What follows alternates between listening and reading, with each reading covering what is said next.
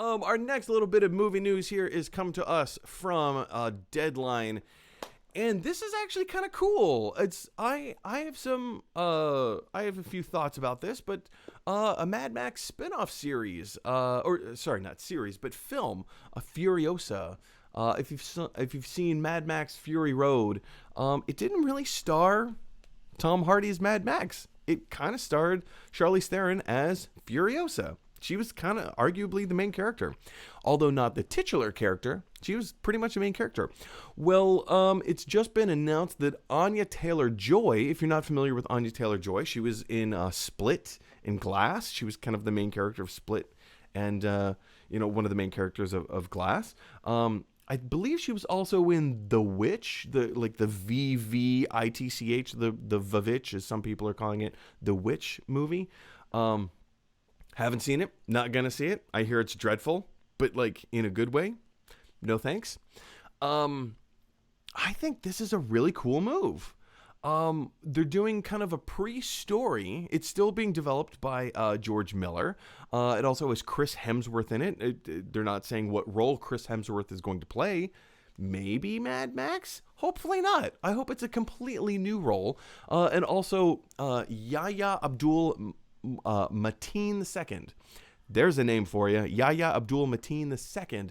If you're not familiar with Yahya Abdul Mateen II, in the Aquaman film, he played Black Manta. That was kind of like his big breakout role. I think this is kind of cool. And in my layman's perspective, if we get like a solo Furiosa movie, I feel like Furiosa is the kind of character that her backstory is so rich, and also the future of her story can be so interesting and engaging, because it's such an interesting world that George Miller has created, right? People have loved the three Mad Max movies for like 2 or 3 decades, and then he came out with a fourth one, Mad Max Fury Road, won awards, like Academy Awards. Brilliant movie. It's beautiful. It's intense. It's fun. It's action packed. It makes really great commentary on things. And it's just a great film. And to see this character, to see her backstory, and hopefully, if this is as good as Fury Road was, it's possible we could get more Furiosa films, because Furiosa is the kind of character that people just loved. People just loved this character.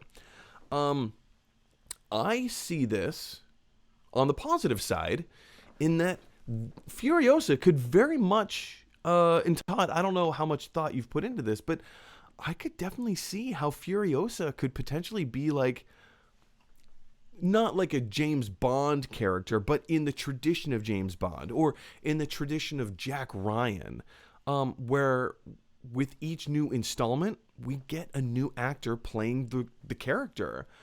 We don't have that for very many female protagonists. In fact, can you think of any other female protagonist characters that there's kind of a legacy series being portrayed by multiple different actors?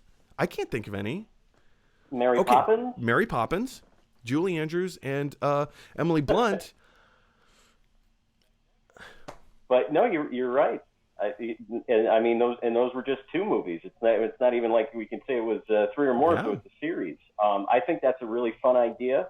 When I saw the casting, I was excited. I really liked her in Split. I wanted more of her in Glass. Yeah. She's also in the New Mutants, which I haven't seen. Oh, that's right. I forgot about that. Yeah, she's I can't think of her name. But yeah, go on. Yep. My fear, though, if we're doing prequels to the Furiosa that we saw in Fury Road, is I'm going to be distracted along the lines of Hot Tub Time Machine.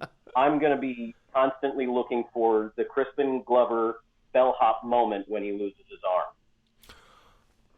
arm. Can you go into more detail about this? Because I'm not entirely sure I understand where you're going with this. Furiosa is missing her arm, as we see in Right. Mad Max Fury Road. She's got like Okay. a Right. mechanical arm. So if we're going to see her set in a period of time before Fury Road happened, are they going to give her that mechanical arm, or are we going to get the backstory of how she got the mechanical arm? And that it kind of, I think, would be an intriguing story to tell, how she came to be the way that she was in Fury Road. But if they do that, I'm going to be on the edge of my seat waiting for that moment when like she's in a duel with a guy who's got a machete, and I'm like, oh, this is going to be it. He's going to pin her, and she's going to lose the arm. As they did in Hot Tub Time Machine with Crispin Glover's bellhop character, they kept baiting you with a bunch of near misses on when he actually loses the arm. Interesting. Okay, so let me hypothesize this to you. What if, and this is a complete what if, total, total hypothesis here. What if they don't do it at all? And the whole movie, like, she just has two arms, and by the end of the movie, she still has two arms. But then, now that you're focused, like, as you're watching the movie for the first time, you're so focused on when is she going to lose the arm? When is she going to lose the arm? That, two things. One, well, now we have to have a sequel. Now we have to have a sequel so we can find out how she loses her arm. But two, you go back and Right. rewatch the film a second time, a third time, so that you can catch the things that you missed the first time. Because again, Because you were hung up exactly, looking yeah. for the arm. Yeah, no, I agree. That's my fear. It would get in the way if she starts the movie with two flesh and bone arms. I'm gonna have a hard time watching the movie because I'm gonna be waiting for that moment. See, I think that would be great. I would love for that to happen. You're waiting for the moment and it just never comes. Because that's not what the story is about. Maybe the next story. And who knows, maybe this story could be about that as well. Like, we're just completely hypothesizing here and you know, speaking out of our butts. But yeah, I don't know. I'm excited for. Well, I mean, there is a lot of questions surrounding her character. I mean, what made her feel so protective of all those women? Where did that is it heroic? Is it self-serving? What's her backstory? So there's a lot that can be explored there. I mean, we certainly saw Tom Hardy's Mad Max did not start out the movie as a hero at all, and really was more of an anti-hero, the reluctant guy who had to step in even though he didn't want to get involved. Yeah, I think that sorry, I got distracted by one of my cats for a second. He walked in and said hello, and I'm like, what's happening? So yes, there's a lot to unpack there. There's that whole community. There's the whole story is how she got into like the slave business, or like it's a very ambiguous. It's the guy who's hoarding all the water. In the film, but then like the community of women that she came from, as you were saying, there's so much there. There's this world of turmoil, of upset, of yes, it's post-apocalyptic, but it's the kind of thing that I think it lends itself to really great storytelling, specifically in this world. Because I'm not a huge post-apocalyptic world. Yeah. Kind of person. I don't love those kinds of stories, but I in this world, this world, I really find fascinating.